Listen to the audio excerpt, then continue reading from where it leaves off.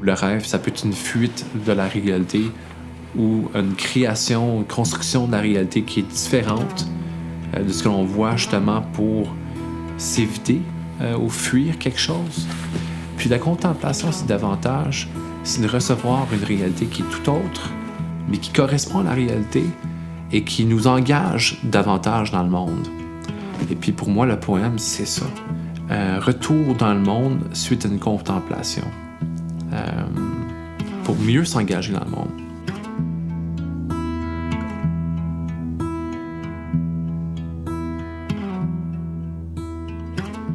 Comment c'est né cette patente-là? C'est que à l'époque, je travaillais de nuit dans le coin Saint-Henri.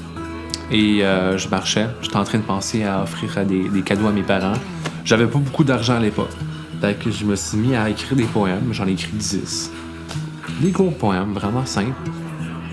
C'était fait pour mes parents. Puis j'ai offert ça à mes parents, puis à certains amis à Sherbrooke. C'était un peu brouillon, c'était un peu immature comme poésie, mais c'était un début, tu sais. Il y a une amie qui a reçu ce recueil de poèmes-là, puis elle dit « Hey, ça pourrait être intéressant de poursuivre ce travail-là. » Elle m'a fait embarquer dans un projet autour de Gérald Godin, donc un poète québécois. Et en décembre 2014, de la même année, je lançais mon premier recueil de poésie. Environ une quarantaine de poèmes. Je l'ai auto-produit avec du carton. Je l'ai jamais cherché, cette poésie-là. Elle est venue à moi. Dans ce recueil-là, c'est vraiment une tentative de chercher l'espérance. Mais je me suis rendu compte, par cette tentative-là, que je pouvais pas arriver par moi-même à l'espérance. Je voulais. Je tentais le coup, là. Mais je me suis rendu compte que l'espérance doit être un fruit de la grâce de Dieu. Et que la poésie puisse être justement un témoin de cette grâce-là, de cette transformation intérieure-là.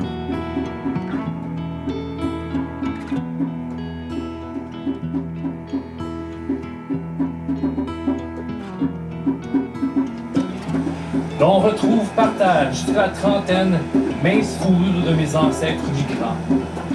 L'on retrouve par terre jusqu'à la 31e, les nombreux nids de poules de la croyance. Ceux d'une peau ridée montrent patience, les grandes pièces vides et l'enfant, celle des cloîtres, le silence, la demi-lune, offert aux arrivants.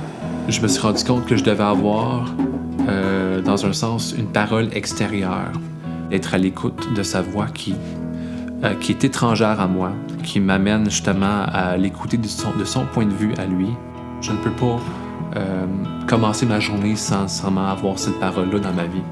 C'est seulement en contemplant Dieu, vivre ce regard de paix-là, ou le recevoir finalement, et enfin espérer, puis être capable de dire « J'espère en toi, Yahvé ».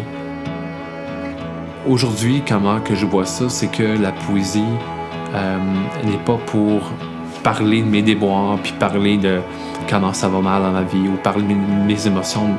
Non, j'ai envie de travailler de la poésie pour rendre compte de la transformation intérieure, la grâce qu'opère Dieu dans la vie des gens, dans ma propre vie comme celle des autres. Souvent, Dieu peut faire quelque chose dans ma vie, mais j'en suis juste pas conscient. D'écrire ce qui se passe, d'écrire ce qui m'arrive, ça m'aide à prendre conscience de Dieu dans ma vie. Finalement, la démarche, c'est pas pour moi, c'est pas un projet pour... c'est davantage un travail pour dire aux autres hey, voici la source ou le chemin vers l'espérance. Je veux vraiment laisser Dieu me guider à travers la beauté qu'il me montre. Nous sommes accidentellement menés à l'espérance, à l'étable de l'enfant mouvant dans notre servage.